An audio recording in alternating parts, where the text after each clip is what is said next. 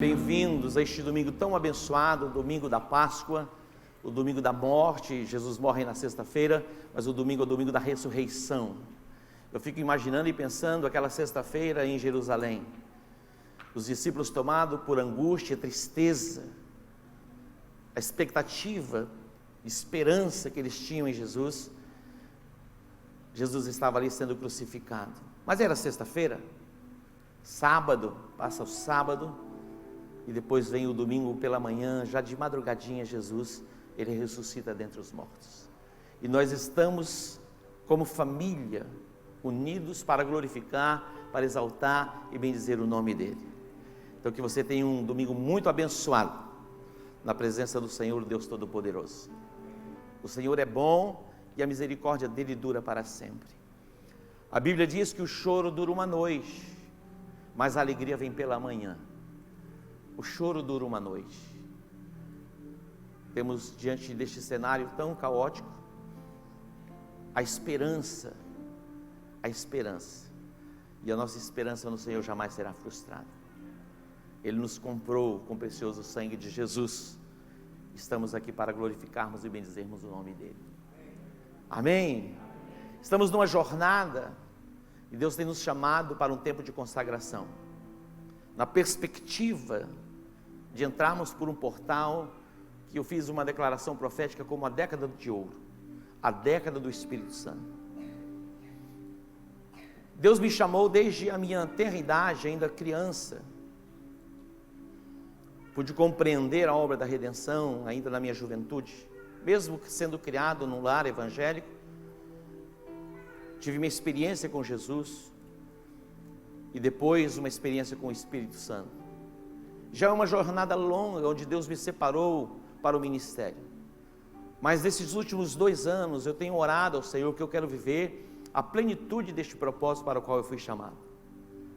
Quando eu olho para a igreja de Atos dos Apóstolos, os primeiros apóstolos, o avanço da igreja, depois vem o apóstolo Paulo, que vai pregar o evangelho em lugares tão distantes, e o evangelho que trazia consigo a marca do poder transformador, o evangelho que trazia consigo a mensagem do arrependimento, do quebrantamento, e trazia consigo a manifestação dos dons do Espírito, ressuscitando os mortos, curando os enfermos, expulsando demônios, e por onde a igreja chegava, cidades eram impactadas.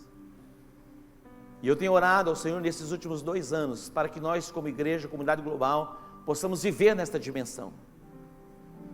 Eu vim fazendo algumas alianças e alguns pactos com o Senhor, e eu digo sempre que não vale a pena nós vivermos nesta terra nem um dia mais, se não formos para viver a plenitude do propósito para o qual Ele nos chamou. Deus tem nos ensinado e nos falado através da sua palavra a respeito da conquista dos 7 montes, a nossa influência no contexto de sociedade. E Deus tem nos estabelecido em todas as esferas, e temos visto a igreja, o corpo de Cristo, entrando nesses territórios, conquistando os montes, os lugares altos. Mas tudo tem que ter um propósito, e o propósito é exaltar, glorificar, bendizer o nome do Senhor. O propósito maior da nossa vida aqui não é ganhar dinheiro e nos tornarmos pessoas ricas ou pessoas de influência no mundo secular. Isso é uma parte do propósito para o qual nós somos separados, mas o propósito maior é estabelecermos o reino de Deus. A sua empresa, o seu trabalho, o que você faz, tem que glorificar o nome de Deus, tem que exaltar o nome de Deus. Tudo no nosso ser tem que ser para o louvor e para a glória do nome dele. E eu orei e falei com o Senhor que eu quero viver isso. E Deus está nos conduzindo para que possamos chegar nesta década que para mim estabeleci como uma década de ouro, dos 60 aos 70. E alguém vai dizer assim, mas só isso? Não, depois eu quero viver dos 70 aos 80, mas daí é uma outra conversa. Mas eu não quero ir só, eu quero que você venha comigo. Quando Deus deu a palavra a Noé sobre o juízo que viria sobre a terra, e Deus disse a Noé, construa uma arca, a arca vai ser o lugar da proteção, do livramento. Noé, ele foi pregoeiro desta verdade, e Noé foi o anunciador desta verdade que aconteceria, mas as pessoas desprezaram, não deram crédito, negligenciaram a voz de Noé, É a voz de Deus através de Noé. Noé, ele pregava a respeito do dilúvio, porque Deus compartilhou com ele esta verdade, que iria acontecer. Apenas 8 pessoas, 8, acreditaram e entraram na arca. Animais irracionais foram conduzidos e entraram na arca. Mas toda a humanidade, exceto esses 8 pereceram pelas águas do dilúvio. Eu quero chamar você, acredite nisso. Vamos juntos. Acredite. Creia na palavra. Não permita que Satanás mine a sua fé. O apóstolo Paulo, ele faz uma declaração tão linda. Paulo foi um homem experimentado em todas as provas. Ele teve a sua experiência com Jesus Cristo no caminho de Damasco. Paulo, na verdade, outrora Saulo, foi um perseguidor implacável da igreja, crítico da igreja. Ele consentiu na morte de Estevão. Estevão foi apedrejado e as vestes de Estevão foram colocadas diante de Paulo, de Saulo. Mas ele vai ter a sua experiência com Jesus. Depois ele vai padecer pelo evangelho. Mas já ancião, idoso, ele vai fazer a sua declaração dizendo: eu combati o bom combate, acabei a carreira e guardei a fé.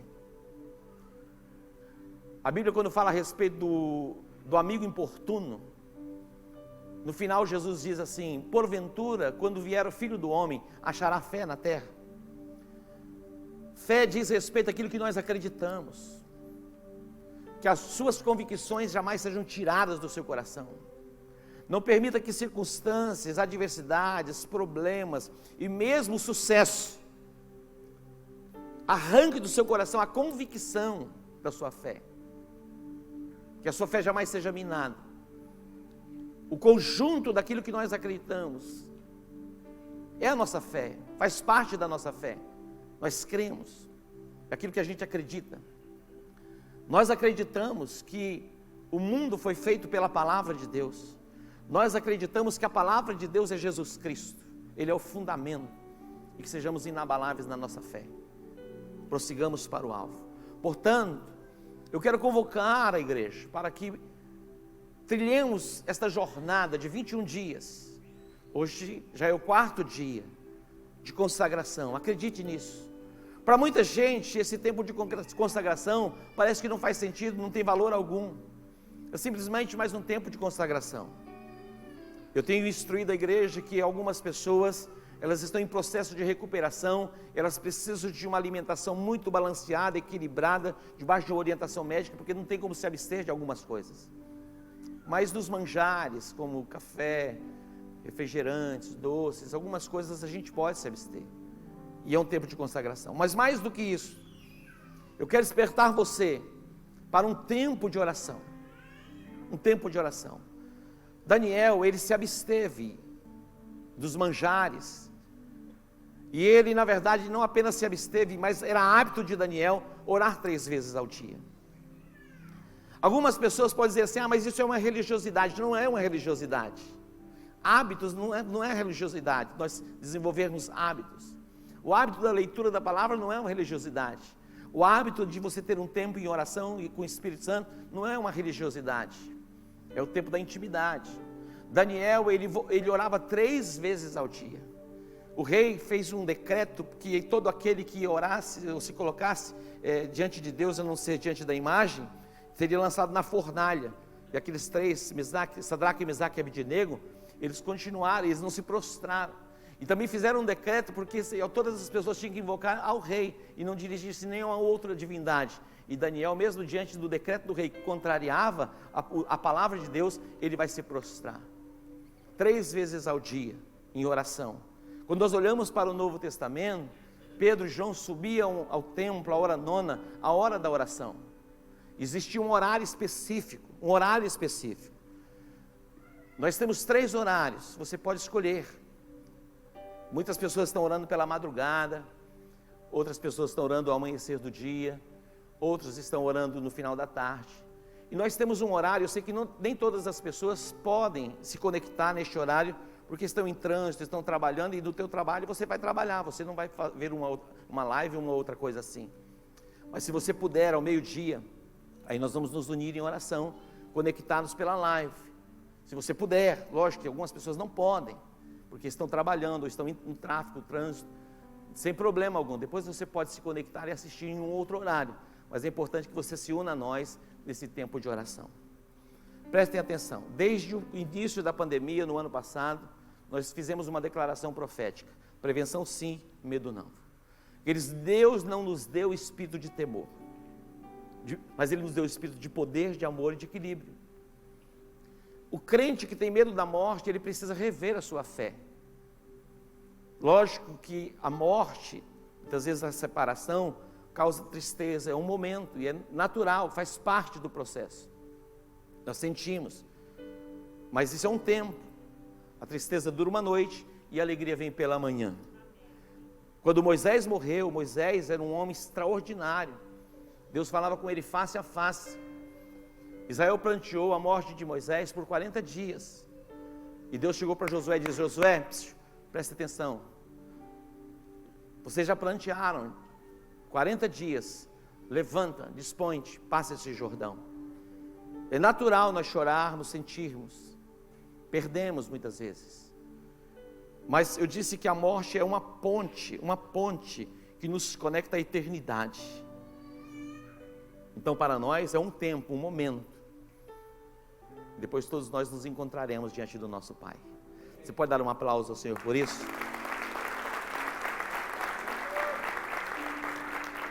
Não tenha medo. Não permita que o medo assole a sua alma. O medo, ele vem muitas vezes, bate a porta do nosso coração. Davi, ele estava no território filisteu, cercado por homens maus. Diz que esses homens eram como leões, a língua era afiada como a espada. E quando ele estava nesse cenário, cercado por esses homens que eram gigantes, no Salmo 56, versículo 4 diz: no dia em que eu temer, eu hei de confiar em ti. O dia que o temor chegar, bater a porta do meu coração, eu vou continuar crendo em ti, confiando em ti. O Deus cuja palavra eu exalto, o Deus cuja palavra eu louvo. Coloque em evidência a palavra de Deus. Sabe por quê? Porque Deus é bom. O seu amor e a sua misericórdia duram para sempre. Porque o Senhor, Ele é o nosso pastor e nada nos faltará. Não tenha medo, preste atenção, não tenha medo, não vai faltar provisão. Não faltará provisão. O salmista, ele diz assim: olha, eu fui moço, agora eu sou velho. Eu nunca vi o justo desamparado e nem a sua descendência mendigar o pão. Desde que o mundo é mundo, nós temos visto que as crises, elas são cíclicas. E a Bíblia fala a respeito das pragas, das pestes, de fome. Mas nós temos um Deus que se importa conosco e que responde o nosso clamor e responde a nossa oração. E nada nos faltará. Nada nos faltará. Você acredita nisso? Nada nos faltará. Proclame a palavra de Deus. O Brasil não vai cair nas mãos desse mundo comunista de opressão. A nossa confissão é que vamos viver a plena democracia e a liberdade para nos expressarmos, para irmos e virmos, com direito à propriedade. Vamos continuar fazendo a nossa declaração de fé. Muita gente está dizendo: o Brasil vai virar uma Venezuela. É tudo que o diabo precisa para que ligue. Mas a nossa confissão é que o Brasil é um celeiro de missões e vai mandar missionários para o mundo todo. E nós viveremos a maior onda de poder e autoridade que vai se manifestar através da igreja. Eu acredito que nós viveremos o maior mover do Espírito Santo sobre a face de toda a terra. Quantos acreditam? Então vamos juntos nessa consagração. São 21 dias. Fala: apóstolo, mas eu não comecei lá. Comece agora. É daqui para frente. Ninguém volta. Nós vamos para frente. Então venha conosco esses próximos 21 dias, esse período de oração. Tem esse tempo de oração. Não precisa ser um tempo longo, mas eu quero despertar você para ter uma conversa com o Espírito Santo.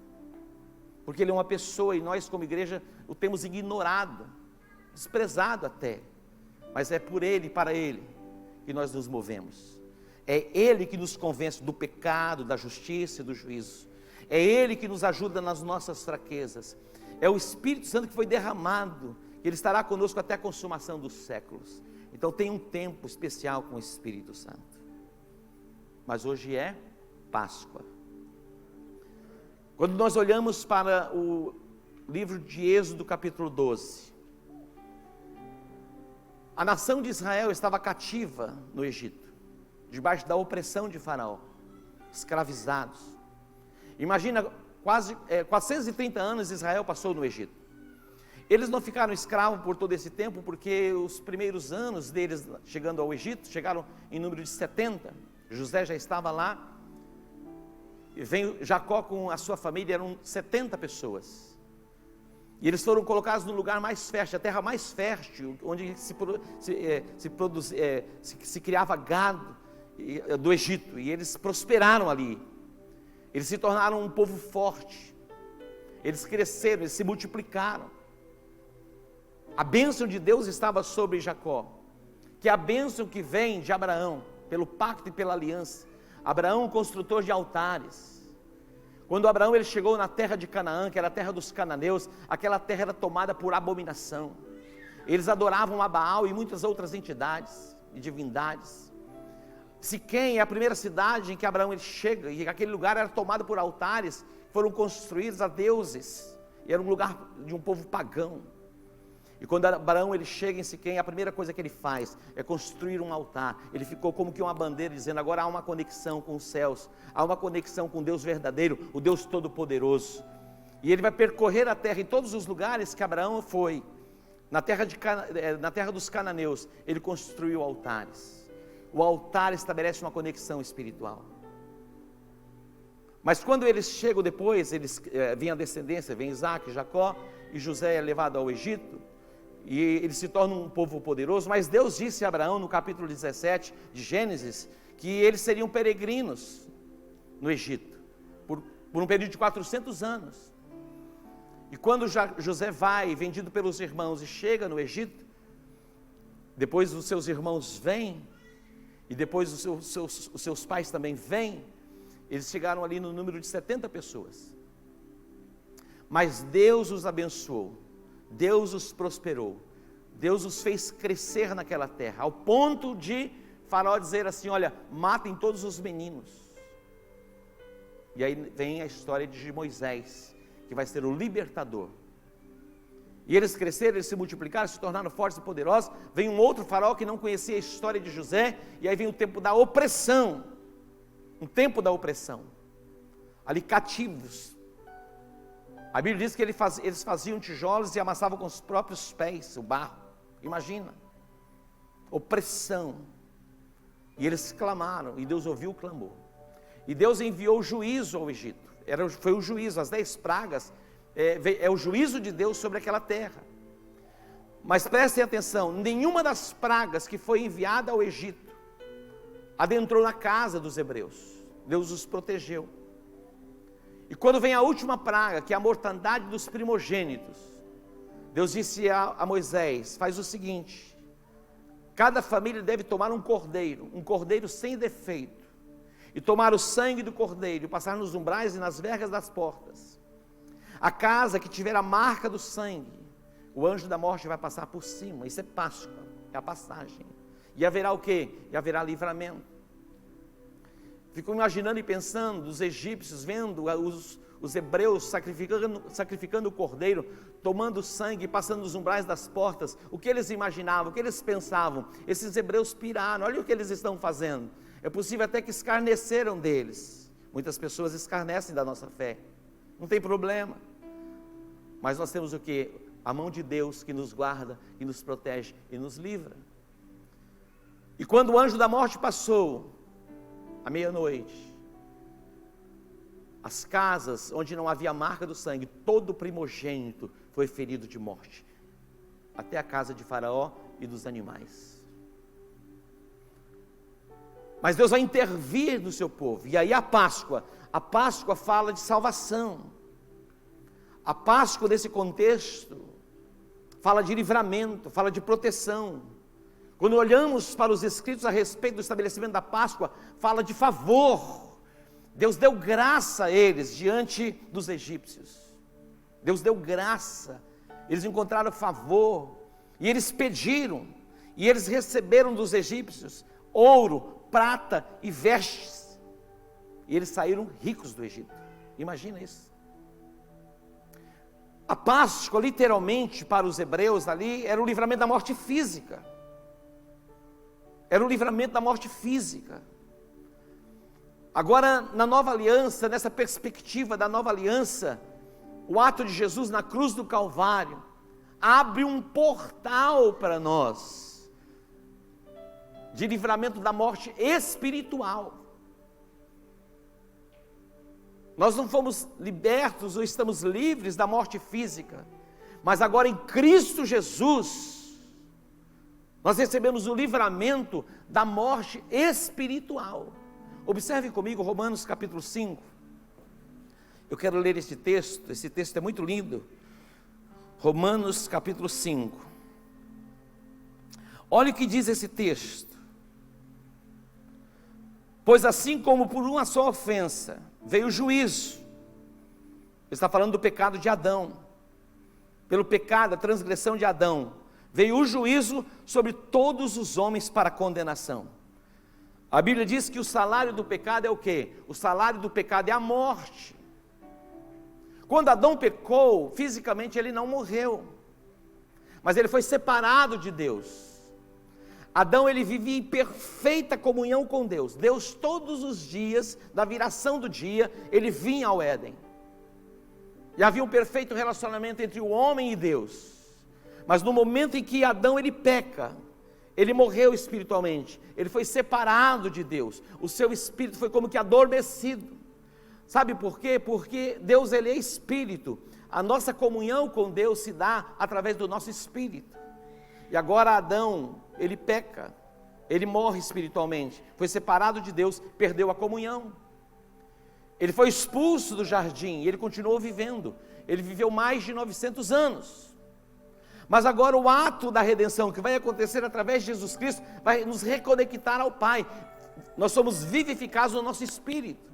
E esse texto está dizendo, olha, por um só homem, pela sua ofensa, pelo seu pecado, veio o juízo sobre todos os homens para condenação. Assim também por um só ato de justiça, olha isso, veio a graça sobre todos os homens para justificação que dá vida.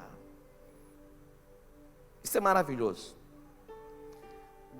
Deus, por um ato de justiça, enviando o seu Filho para morrer na cruz, pagou o preço pela nossa redenção, e nós somos o quê? Justificado. Ele está dizendo agora, em Cristo Jesus, para aqueles que andam em Cristo Jesus, não há mais condenação, nenhuma condenação há, para aqueles que estão em Cristo Jesus, já passaram da morte para a vida.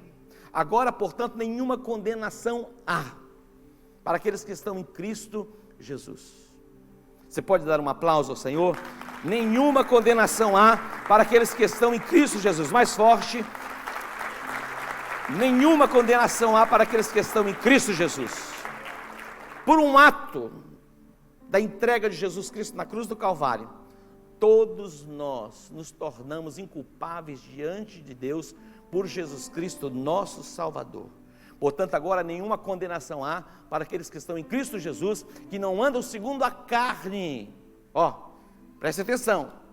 Agora em Cristo Jesus, nenhuma condenação há para aqueles que não andam segundo a carne.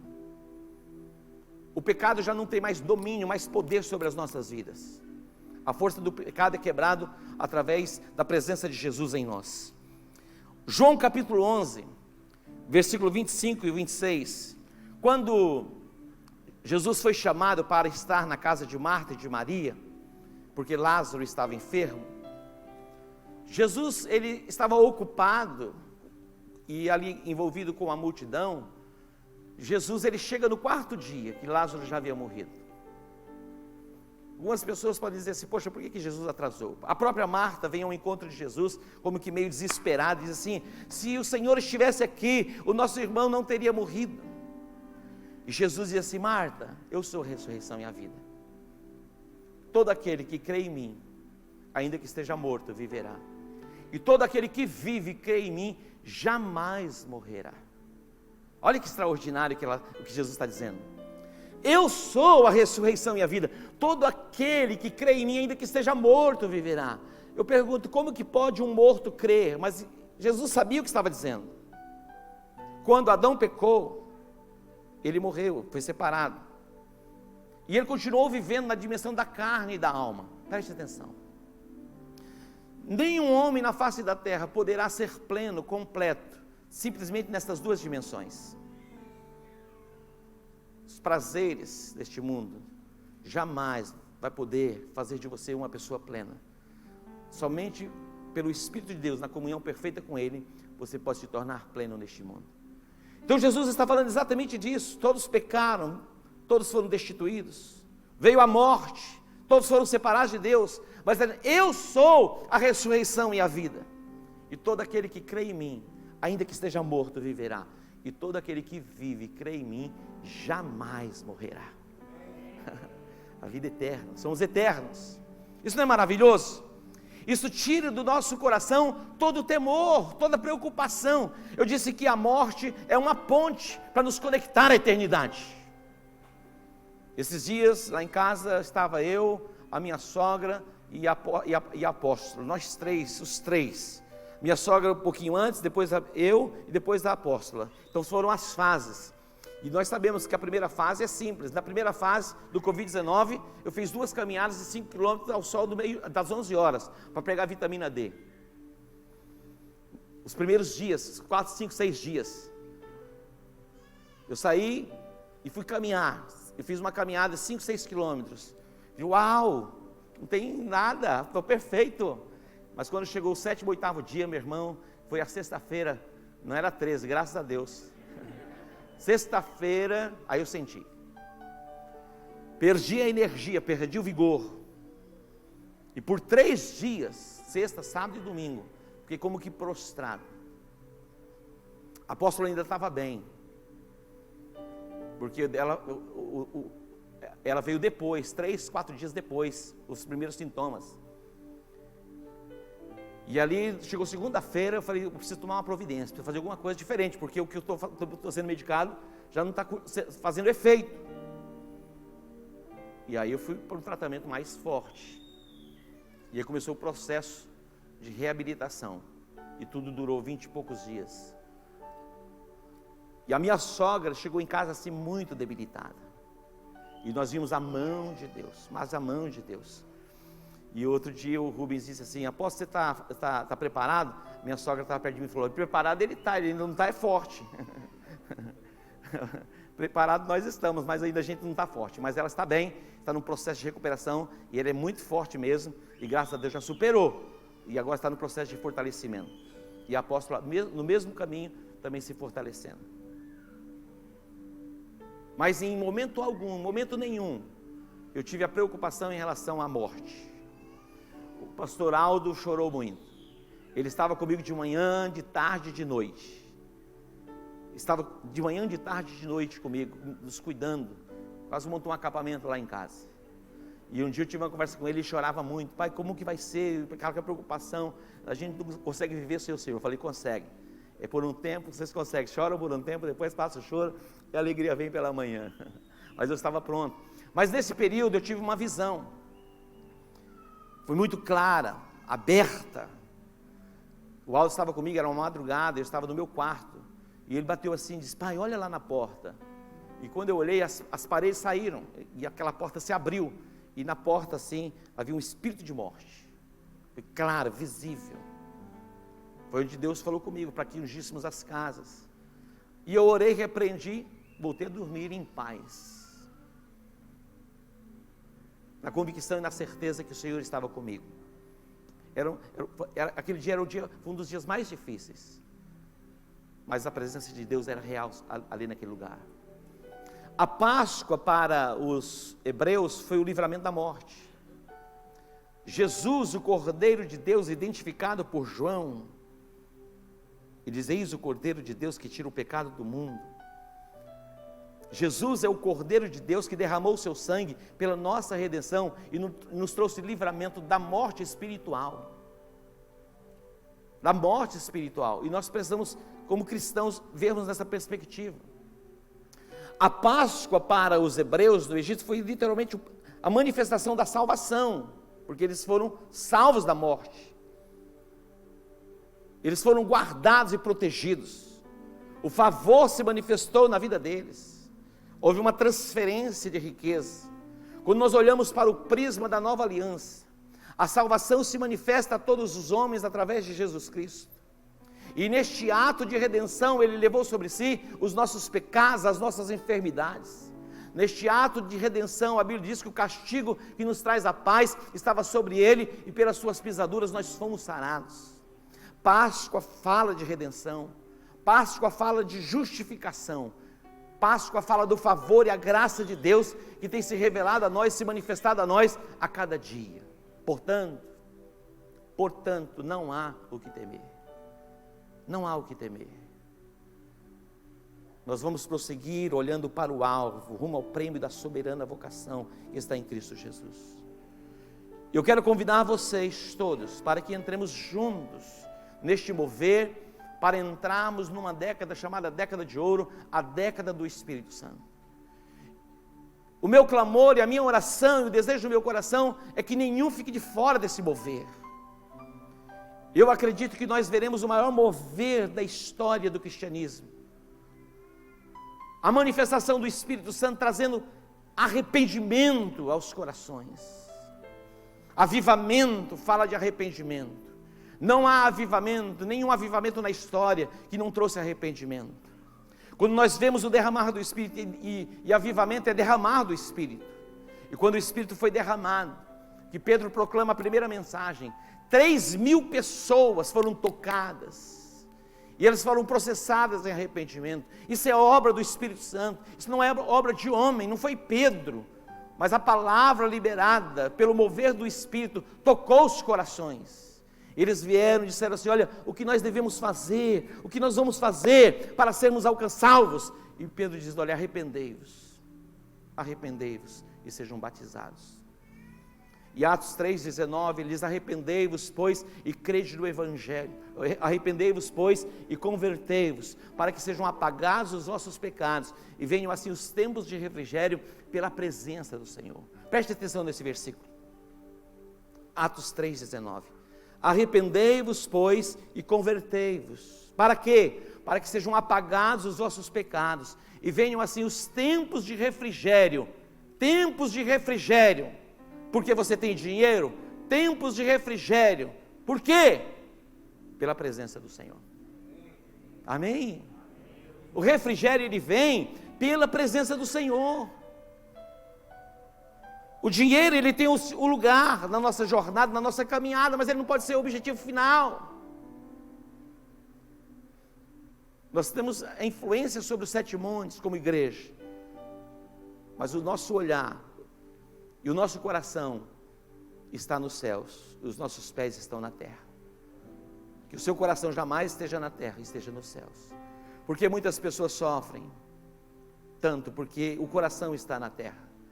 Que o seu coração esteja na eternidade. Na eternidade. O seu dinheiro deve produzir conforto para a sua casa e para a sua família. Mas tem que ter um desígnio profético, senão não faz sentido.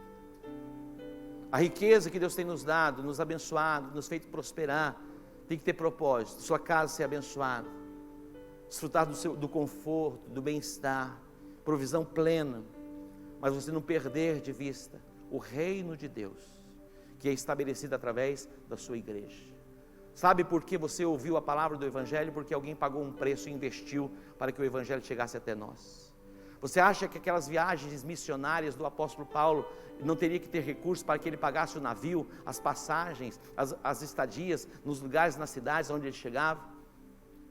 As igrejas sendo estabelecidas, todas as igrejas estabelecidas, era fruto da dádiva e da generosidade daquelas pessoas que faziam parte da igreja.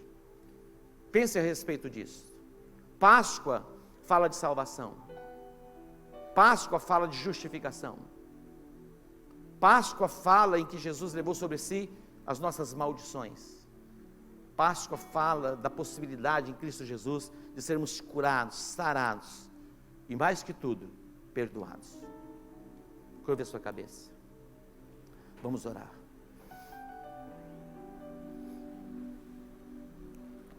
Pai Santo, te agradecemos e te bendizemos pelo teu amor revelado a nós. Eu te agradeço, ó Deus, de coração por Jesus Cristo. que pagou um preço pela nossa redenção.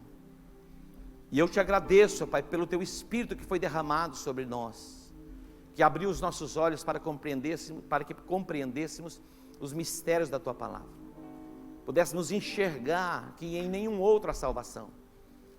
E a Tua palavra diz: todo aquele que invocar o nome do Senhor será salvo. Deus, te agradecemos por esta verdade. Atente para isso. Todo aquele que invocar o nome do Senhor será salvo. Os hebreus encontraram a salvação, o livramento da mortandade pelo sangue daquele cordeiro. Agora a palavra de Deus diz que todo aquele que invocar o nome do Senhor será salvo.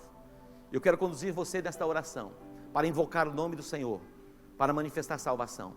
Diga assim: Pai, eu invoco o nome do Senhor sobre a minha vida. Eu reconheço que Jesus Cristo morreu na cruz, mas ressuscitou ao terceiro dia. Eu invoco o Espírito Santo sobre a minha vida, e eu declaro que Jesus Cristo é o meu Salvador e o meu Senhor, em o nome de Jesus. Amém, amém e amém.